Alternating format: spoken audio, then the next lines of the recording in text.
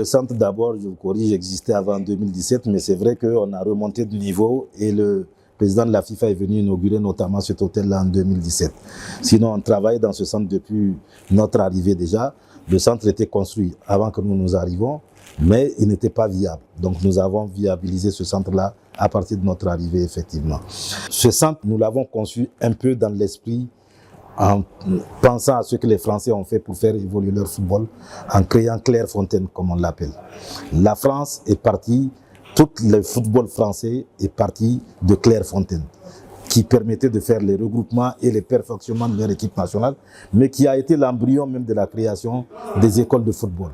C'est Clairefontaine qui a servi de laboratoire pour créer les talents en France. Donc c'est un peu dans cette optique que nous avons voulu créer ce centre-là, pour permettre le perfectionnement des footballeurs et pour permettre à nos équipes nationales d'avoir les conditions idoines en tout cas pour préparer leurs compétitions, pour jouer nos matchs internationaux. Voilà le premier objectif du centre. Aujourd'hui, nous sommes en train d'aller plus loin parce que nous allons créer une académie que, encore une fois de plus, le chef de l'État a décidé de financer entièrement. Une académie de football d'élite en tout cas pour créer des talents parce qu'on a compris qu'il faut ça pour pouvoir avoir une équipe nationale après d'avenir. Donc ça, c'est au niveau fédération.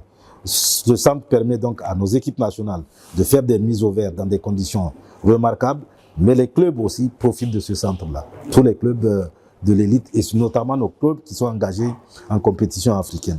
La preuve aujourd'hui où nous sommes, il y a l'AS Nigelais qui est notre représentant en coupe, en Champions League du moins, qui est interné actuellement à l'hôtel du centre technique pour préparer leur match contre le Raja de Casablanca.